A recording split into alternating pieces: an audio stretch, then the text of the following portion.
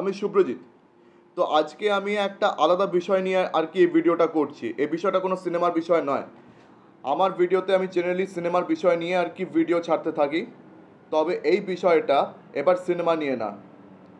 এই বিষয়টা হচ্ছে এমন একটা বিষয় যেটা নিয়ে পুরো কলকাতা, শুধু কলকাতা না, পুরো পশ্চিমবঙ্গে আর কি তোলপাড় বেঁধে আছে। বিশেষ করে কলকাতাতে, কিন্তু পুরো পশ্চিমবঙ্গে কিন্তু এটা নিয়ে কথা হচ্ছে। পুরো পশ্চিমবঙ্গ আর কি এটা নিয়ে আর কি হুলস্থুল কাণ্ড বেঁধে গেছে। আপনারা বুঝতেই পারছেন আরজি করের আর কি এই রেপ ইনসিডেন্ট নিয়ে। তো কিছু মানে মহাপুরুষরা, কিছু সেলিব্রিটিসরা যারা আর কি আমাদের সরকারের হয়ে আর কি চটি চেটে বেড়াচ্ছেন, ইয়েস, সরকারের হয়ে যারা চটি চেটে বেড়ানো কিছু সেলিব্রিটিসরা, তারা কিছু মানে মহা কিছু মন্তব্য করছেন, কিছু দারুণ দারুণ একদম অসাধারণ কিছু মন্তব্য করছেন। মানে এইসব মন্তব্য মানে যখন আমরা শুনি তখন আমাদের গা একদম রিরি করে জ্বলে ওঠে যে এরকম মানুষগুলোকে কে ভোট দেয় বস। মানে এমন এমন সব মন্তব্য করছে, এখানে জুতো ছুটতে ইচ্ছে করছে, গালাগাল করতে ইচ্ছে করছে। আর হ্যাঁ, আরেকটা ডিসক্লেমার আমি দিয়ে রাখছি এখন। এই ভিডিওতে আমি এবার কিছু গালাগাল, কিছু অশ্রাব্য ভাষা ব্যবহার করব, ঠিক আছে? তো আগে থেকে ডিসক্লেমার দিয়ে রাখলাম। তো আপনাদের যদি খারাপ লেগে থাকে অ্যাডভান্সে মার্জনা চেয়ে রাখছি। কিন্তু আমি এমন একটা ব্যক্তি আর তার এমন মন্তব্যগুলোকে নিয়ে আজকে গালাগাল করব যে এগুলো শুনলে না আপনারাও গালাগাল করবেন মনে মনে। হ্যাঁ, অনেক ভদ্র মানুষরা রয়েছে যারা সামনাসামনি গালাগাল করবে না, কিন্তু মন থেকে অবশ্যই গালাগাল করবে। আজকে আমি সামনাসামনি গালাগাল করব। তো এই মহাপুরুষ, এই মহা ব্যক্তির নাম কাঞ্চন মল্লিক। মানে মানে কি বলবো, টিএমসির মানে যা দেখছি না, বাংলা ইন্ডাস্ট্রির কিছু মানে মহাপুরুষরা, ঠিক আছে, চটি চাটা ভক্ত হয়ে চটি চেটে যা খুশি তাই বলে করে বেড়াচ্ছে। মানে মানে চাপ চাপলুসি কি করে করতে হয় না, এদের থেকে শিখতে হবে। আর আমাদের কাঞ্চন বাবু, আহা হা হা, আহা হা হা, মানে বড় বড় বক্তৃতা দিয়ে বেড়াচ্ছে। মানে জুনিয়র ডাক্তারগুলোকে সালা হুমকি দিচ্ছে। মানে কুত্তাগিরির না একটা লিমিট ছাড়িয়ে গেছে এই কাঞ্চন মল্লিক, ঠিক আছে? বাংলা ইন্ডাস্ট্রির দোকান বন্ধ হয়ে গেল, তারপরেই তো এবার সরকারের চটি চাটা চালু হয়ে গেল। বাংলা ইন্ডাস্ট্রির তো অবস্থা এমনিতে খুবই খারাপ। যে বাংলা ইন্ডাস্ট্রির দোকান বন্ধ হলো অমনি আমাদের বাংলা ইন্ডাস্ট্রির সব নাম করা অভিনেতা অভিনেত্রীরা কি হয় চটি চাটা শুরু করলো, না হলে অন্য পার্টিতে ঢোকা শুরু করলো। এখন ওদের তো কোনো কাজ নেই না, বাংলা ইন্ডাস্ট্রি বন্ধ হয়ে গেলে এরা কী করবে? বেশিরভাগ তো সব গেছে চটি চাটতে। তো উত্তর পাড়ার এমএলএ কাঞ্চন বাবু, ইনি যা ভাষণ দিয়েছেন জুনিয়র ডাক্তারদেরকে, মানে কটাক্ষ করে যা বকেছেন যে ওদের আন্দোলন বন্ধ করে দেওয়া উচিত, ওদের সরকারি চাকরি সব বন্ধ করে দেওয়া উচিত, সরকারি মাইনে নেওয়া বন্ধ করে দেওয়া উচিত। ভাই, কোন বইতে লেখা আছে, কোন খাতায় লেখা আছে যে আপনি কোনো সরকারি চাকরি করছেন, আপনার এলাকায় আপনারই ডিপার্টমেন্টে যদি কোনো অন্যায় হচ্ছে, কাউকে মেরে ফেলা হচ্ছে, কাউকে রেপ করা হচ্ছে, আপনি সেটা নিয়ে প্রতিবাদ করতে পারবেন না? মানে কোন বইতে, কোন খাতায় লেখা হচ্ছে? আর আমাদের কাঞ্চনবাবু এটা ভুলে যাচ্ছেন যে ডাক্তারদেরকে না আমাদের এখানে ভগবানের সমান মনে করে, ভগবানের সমান সম্মান দেয়। ডাক্তারদেরকে না ভগবান তুল্য সম্মান দেওয়া হয়। তার কারণ আছে। একটা যে কোনো সাধারণ মানুষ যখন সে অসুস্থ হয় তখন সে ডাক্তারের কাছেই যায়, ঠিক আছে? ডাক্তারের কাছেই যায়, কোনো সেলিব্রিটির কাছে যাবে না, ডাক্তারের কাছে যায়। তো যখন এই দুনিয়াতে ডাক্তার থাকবে না তখন কার কাছে নিজের শরীর দেখাবেন, কার কাছে আপনি যাবেন চিকিৎসা করাতে? আরজি কর মেডিকেল কলেজ সরকারি কিন্তু নাম করা মেডিকেল কলেজ, সেখানে একটা মেয়ে, রাতের মধ্যে একটা মেয়ে রেপ হয়ে যাচ্ছে, সবার চোখের সামনে একটা নিরীহ মেয়ে রেপ হয়ে যাচ্ছে। মানে যত রাজ্যের গুন্ডা, সরকারি গুন্ডা, মানে সরকারের হয়ে কাজ করা গুন্ডাগুলো সব ঢুকে পড়ছে রাত্রেবেলা, সিসিটিভি ক্যামেরা থাকা সত্ত্বেও তারা ঢুকে পড়ছে, আর ঢুকে পড়ে তাকে রেপ করে দিয়ে চলে যাচ্ছে। আর তার ঠিক এক দুদিন পরে যে জায়গাতে ক্রাইম ঘটলো সেই জায়গার আশেপাশে কনস্ট্রাকশন চালু হয়ে গেল। আমাদের আরজি করের মানে প্রাক্তন কর্তা ধর্তা বা ডিন যাকে বলা হয় সন্দীপ ঘোষ, তাকে তো এখন সিবিআই জিজ্ঞাসাবাদ করছে। সে তো এখন সিবিআই হেফাজতে রয়েছে। মানে যতদিন আর কি হাইকোর্ট সিবিআই ছিল না, ততদিন তাকে যেখানে সেখানে আর কি সরকার ট্রান্সফার করে গেছে। আর যেখানে সে ট্রান্সফার হয়েছেন, যেখানে তিনি ট্রান্সফার হয়েছেন, সেখানেও তিনি অনেক আজে বাজে ঘটনা ঘটিয়েছেন, তার বিরুদ্ধে অনেক অভিযোগ রয়েছে। কিন্তু তা সত্ত্বেও টিএমসিতে যাওয়া আমাদের বাংলা ইন্ডাস্ট্রির মহাপুরুষ আর মহানারীরা এই ঘটনাকে সমর্থন করে যাচ্ছেন মনে মনে। কিন্তু লোকেদের সামনে দেখাতে হবে যে না, আমরা এই ঘটনার সমর্থন করি না বলে সব নেমে পড়েছে। আর আমাদের সিএমও তাই করছেন। মানে আসল কালপ্রিটগুলোকে লুকিয়ে দিয়ে, মানে ক্রাইম সিন এভিডেন্স সব নষ্ট করে দিয়ে নাটক চালাচ্ছে। নাটক, সরকার নাটক করে যাচ্ছে। আর কাঞ্চন মল্লিক সেই নাটকটাকে সমর্থন করে জুনিয়র ডাক্তারদের কি বলছে যে তোরা আন্দোলন বন্ধ করে দেন, আর নাহলে তোদেরকে সরকারি মাইনে হ্যান ত্যান কি সব দেবো না। বানা তুই কে রে? হ্যাঁ, আমি তুই তোকারি করে কথা বলছি। এ কাঞ্চন মল্লিক কে? এটা কে? কোথা থেকে উঠেছে? আগে সে নিজে একটা গরিব পরিবারের ছেলে, ঠিক আছে, গরিব পরিবারের সে ছেলেও নাপিত ছিল পেশায়। আর প্রথম প্রথম দিকে যখন সে সিনেমায় ঢুকেছিল, তখন তাকে জোকার হিসেবে ট্রিট করা হতো। ওই রকম একটা ঠ্যাঙ্গা শরীর, ঠিক আছে, তাকে জোকার মার্কা, ছ্যাবলা মার্কা তাকে রোল দিত। সে ছ্যাবলামো করে করে বাংলা ইন্ডাস্ট্রিতে নিজের জায়গা অর্জন করেছে, ছ্যাবলামো করে করে, কমেডি করে করে। পরে আমরা জানতে পারি যে তিনি একজন ভালো অভিনেতা, তিনি যে ভালো অভিনয় করতে পারেন সেটা পরে জানতে পারি। কিন্তু মানে টিএমসির নেতা হয়ে যা সব ভাষা, ডাক্তারদের বিরুদ্ধে যা সব কথাবার্তা, অসাধারণ। আর আমাদের জনতাগণ এদেরকেই সমর্থন করে যাচ্ছেন আর এদেরকে ভোট দিয়ে যাচ্ছেন। মানে জনতাগণ, ঠিক আছে, এই আরজি কর রেপ ইনসিডেন্টকে তারা প্রতিবাদ করছেন, তার বিরুদ্ধে, খুব ভালো কথা। কিন্তু আসল কথাটা হচ্ছে এই লোকেদেরকে তারা বারংবার ভোট দিয়ে জিতে আসছেন। যেসব মানে লোকেদের সান্নিধ্যে, যে সরকারি পার্টির সান্নিধ্যে এই কাজগুলো হচ্ছে, যাদের আন্ডারে এই গুন্ডারা এই ধরনের কাজ করলো, তাদেরকে তো আপনারা বারবার ভোট দিয়ে দিয়ে তো জিতিয়ে আসছেন, তাদেরকেই তো আপনারা ভোট দিয়ে জেতাচ্ছেন। আজকে আপনি আরজি কর রেপ কাণ্ড নিয়ে কথাবার্তা বলছেন, কালকে ওই পার্টিকে আবার আপনারা ভোট দিয়ে জেতাবেন। আবার আপনারা এসব চটি চাটা সেলিব্রিটিগুলোকে ফলো করা শুরু করে দেবেন। মানে আপনারা যে কি চান কি চান না সেটা ঠিক বুঝতে পারছি না। আর তারাও বুঝতে পারছে না, যারা আরজি কর রেপ কাণ্ড নিয়ে যারা প্রতিবাদ করছে, যারা মিছিল করছে, ওই জুনিয়র সিনিয়র ডাক্তাররাও, তারাও বুঝতে পারছে না যে আপনারা কি চান। আর সেই যে মেয়েটা রেপ হলো, তার পরিবার, তারাও বুঝতে পারছে না যে আপনারা কি চাইছেন। আপনার বারবার ভোট দিয়ে তাদেরকে জিতিয়ে আসছেন। মানে এবার তাদের আসল চেহারাটা বুঝুন। তারা নিজেদের মানে চেহারা খুলে দেখাচ্ছে আপনাদেরকে, কিন্তু আপনাদের কিছুই যায় আসছে না। এবারে অন্তত তাদেরকে চিনুন, দয়া করে তাদেরকে চিনুন, দেখুন এদের প্রত্যেকটা এসব চটি চাটা সেলিব্রিটি তারা কিভাবে সাপোর্ট করে যাচ্ছে এই ঘটনাকে। তারা শুধু লোক দেখানোর জন্য প্রতিবাদে নেমেছে, লোক দেখানোর জন্য। আর শুধু কাঞ্চন মল্লিক নয়, আমাদের আরেকজন আছেন সায়ন্তিকা ব্যানার্জি, তিনি তো আবার গিটার বাজাচ্ছেন। গিটার, হ্যাঁ, গিটার বাজাচ্ছে নাকি, মানে কমেডি সার্কাস খুলে রেখেছে। লোকেরা এখানে এরকম ধর্ষণ কাণ্ড নিয়ে ক্ষেপে রয়েছে, মানে জনতা ক্ষেপে আছে এই কাণ্ড নিয়ে, সবাই প্রতিবাদ জানাচ্ছে। আর এখানে সায়ন্তিকা ম্যাডাম, তিনি গিটার নিয়ে জোকারগিরি করছেন। আর তাও গিটার ঠিক করে বাজাতেও তিনি জানেন না। মানে গিটার থেকে তো কোনো সুর বেরোচ্ছে না।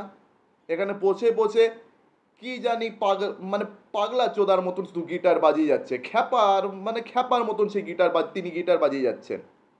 কিছু মানে বুঝলাম না। এগুলো কি শুরু হয়েছে আমাদের পশ্চিমবঙ্গে? সার্কাস, পুরো সার্কাস লেগে আছে। মানে আপনারা কিন্তু এদেরকেই ভোট দিয়ে বারবার জেতাবেন, এটাই হচ্ছে সমস্যা, মানে বলে কোনো লাভ নেই। আমার শুধু একটাই রিকোয়েস্ট আপনাদের সবার কাছে, যে দয়া করে না এইসব সেলিব্রিটিগুলোকে চিনে রাখুন, ঠিক আছে? আর পরের বার ভোট দেওয়ার আগে আপনারা শুধু ভেবে দেখবেন, ঠিক আছে? নিজেদের প্রাণের কথা ভেবে দেখবেন। আপনাদের সবার বাড়িতে সন্তান রয়েছে, সবার বাড়িতে আর আর কি কোনো না কোনো মহিলা পুরুষ রয়েছে। আপনি তাদের সুরক্ষার কথা ভেবে না পরের বার ভোট দিতে যাবেন, ঠিক আছে? পরের বার তাদের সুরক্ষার কথা ভেবে ভোট দিতে যাবেন। আর এদের চেহারাগুলো না দয়া করে দেখে রাখুন, এরা একটার পর একটা যা কাণ্ড বাদিয়ে যাচ্ছে, সব জোকারগিরি করতে নেমে পড়ছে। আর সোম চক্রবর্তী হচ্ছে আরেকটা, মানে মানে উনি তো মানে গুন্ডা হয়ে গেছেন, মস্তান হয়ে গেছেন উনি। গুন্ডা মস্তানগিরি, গুন্ডাগিরি মস্তানগিরি করে যাচ্ছেন। আরজিকর রেপ কাণ্ডেরও আরও অনেক আগে তিনি একটা হোটেলের মালিকের সঙ্গে সেই যে গুন্ডাগিরি মস্তানিগিরি করেছিলেন, সেটা নিয়েও আমি ভিডিও এখানে করেছি, তো সেটাও আপনারা চাইলে চেক আউট করতে পারেন। তো মানে এরা একবার পলিটিশিয়ান হয়ে গেলে সব গুন্ডাগিরি মস্তানগিরি করতে নেমে পড়ে আর এই ধরনের মন্তব্য করে। কাঞ্চন বাবুর মুখের থেকে এই ধরনের মন্তব্য, তিনি ভুলে যাচ্ছেন যে তিনি মানে এরকম একটা নিম্নবর্গীয় একটা সেকশন থেকে তিনি বিলং করেন। তিনি আগে নাপিত ছিলেন, পেশায় পেশায় তিনি নাপিত ছিলেন।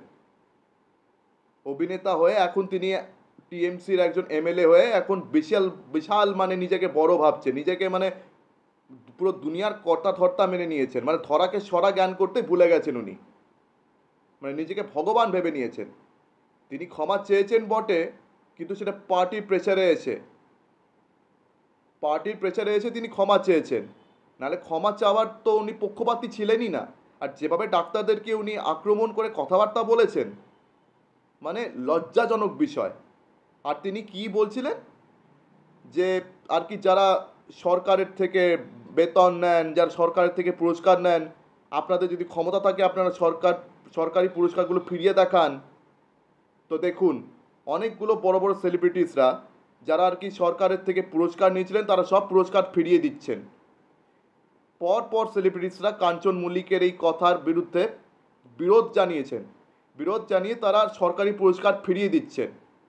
আর তারা এটাও জানিয়ে দিচ্ছেন যে তারা আগামীকাল থেকে আর এই কাঞ্চন মল্লিকের সঙ্গে কাজ করতে চান না। মানে কত নাম রয়েছে, সুদীপ্তা চক্রবর্তী, তার দিদি বিদীপ্তা চক্রবর্তী, তারা সবাই কাঞ্চন মল্লিককে মানে নিজের বন্ধু আর মানতেই অস্বীকার করে দিয়েছেন। তাছাড়া সুজন মুখার্জি, যাকে আপনারা নীল বলেছিলেন, নীল মুখার্জি, তার একটা থিয়েটার প্লে ছিল কাঞ্চন মল্লিকের সঙ্গে, সেটাকে তিনি ক্যান্সেল করে দিয়েছেন। প্রত্যেকে আর কি প্রতিবাদ করছেন, প্রত্যেকে তার বিরুদ্ধে কথা বলছেন, এমনকি ঋদ্ধি সেন, পরমব্রত, সবাই। আর সব থেকে বেশি যিনি আর কি কাঞ্চন মল্লিকের বিরুদ্ধে প্রতিবাদ জানিয়েছেন সব থেকে বেশি, মানে যার চোখে পড়েছে সেটা ছিল ঋত্বিক চক্রবর্তী। আবার উল্টে দেখছি ঋত্বিক চক্রবর্তীকে একজন আর কি ইউজার, মানে একজন আর কি সেই আর কি সেই সোশ্যাল মিডিয়া ইউজার, ডেফিনেটলি আর কি টিএমসি সাপোর্টার, সে আবার ঋত্বিক চক্রবর্তীকে উল্টোপাল্টা কিছু কথা লিখেছে, আবার ঋত্বিক চক্রবর্তী তাকে সেরকম ভাষাতে জবাবও দিয়েছে। তা এখন সেটা নিয়েও আবার কিছু লোকের মধ্যে তোলপাড় চালু হয়েছে। ঋত্বিক চক্রবর্তী নাকি ঠিক করে কথা বলতে জানেন না, তিনি নাকি অভদ্র, অশ্রাব্য। আরে আপনারা যদি এভাবে কথাবার্তা বলেন তাহলে ওরকমই জবাবটা পাবেন। কেন, ঋত্বিক চক্রবর্তী যথেষ্ট ভদ্র মানুষ, তিনি কিন্তু কোনো গালাগাল ব্যবহার করেননি, তিনি কোনো গালাগাল খিস্তি কিচ্ছু ব্যবহার করেননি। আর তিনি যা যা বলেছেন কাঞ্চন মল্লিককে কটাক্ষ করে, একদম সঠিক কথা বলেছেন, তিনি একদম সঠিক কথা বলেছেন। আমি ওনাকে পুরোপুরি সমর্থন করি। আর এই প্রত্যেকটা মানুষকে সমর্থন করি যারা কাঞ্চন মল্লিকের প্রতিবাদ জানাচ্ছেন, যারা কাঞ্চন মল্লিকের বিরুদ্ধে প্রতিবাদ জানাচ্ছেন, যারা কাঞ্চন মল্লিকের এইসব কথাবার্তাগুলোকে ধিক্কার জানাচ্ছেন, আমি তাদের প্রত্যেকে সমর্থন করি। তবে টিএমসির আমি খালি একটাই এমন নেতাকে জানি যিনি আর কি বাংলা ইন্ডাস্ট্রি থেকেই এসছেন, তিনি আজকের দিনও বাংলা ইন্ডাস্ট্রির সুপারস্টার, কিন্তু তিনি আজকেও নিজেকে যেভাবে প্রেজেন্ট করেন, যেভাবে তিনি নিজের বক্তৃতা দেন, তারপরে ওনার সবথেকে বড় আর কি ক্রিটিক্সরা, ওনার সবথেকে বড় আর কি সমালোচকরা, তারাও কিন্তু তার প্রেমে পড়েই যায়। বুঝতেই পারছেন কার কথা বলছি, ঘাটালের সাংসদ দীপক অধিকারী। মানে তিনি ডেফিনেটলি টিএমসির আর কি MP, sorry MP, yes MP, ঘাটালের এমপি। কিন্তু তিনি নিজেকে যেভাবে প্রেজেন্ট করেন, মানে তার ইমেজ যথেষ্ট ক্লিন, মানে তারই দেখেছি একমাত্র ইমেজ মানে একটু ক্লিন রয়েছে, আর নিজেকে খুব ভালোভাবে তিনি প্রেজেন্ট করেন। মানে এনার বিরুদ্ধে আমার কিন্তু কোনো রাগ নেই। তিনি কিন্তু এই বিষয়ে খুব সাবধানে আর কি ভেবেচিন্তে কথা বলছেন। তিনি জেনারেলি খুব ভেবেচিন্তে কথা বলেন। তিনি জেনারেলি যা খুশি মুখে বলে বেড়ান না। কোনো পার্টিকে গালাগাল করার তিনি বিপক্ষে আছেন। আর তিনি নিজে চাইছেন যে প্রত্যেকটা পার্টি সরকারের সঙ্গে মিলে যেন একটা সিদ্ধান্তে পৌঁছায়, যাতে যারা আর কি কালপ্রিটস রয়েছে তারা যেন চরম শাস্তি পায়। নাহলে বাকি নেতা নেত্রীরা খালি এই পার্টিকে গালাগাল করছে, ওই পার্টিকে গালাগাল করছে, টোটাল পলিটিক্স করে যাচ্ছে। শুধু পলিটিক্সের পর পলিটিক্স করে যাচ্ছে। খালি একে গালাগাল করছে, ওই পার্টিকে গালাগাল করছে, একে এই বলছে, ওকে তাই বলছে, কিন্তু এটার কোনো সুরাহা হচ্ছে না।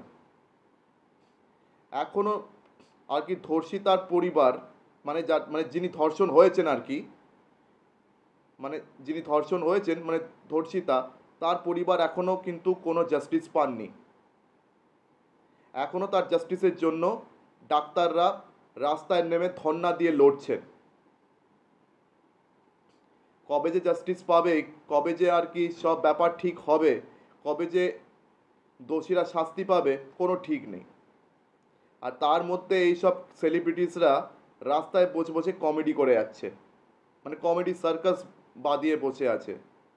কেউ গিটার বাজাচ্ছে, কেউ শাঁখ বাজাচ্ছে, কেউ মানে ক্যামেরার সামনে নটঙ্কি করে কান্নাকাটি নাটক করে যাতা বলে যাচ্ছেন।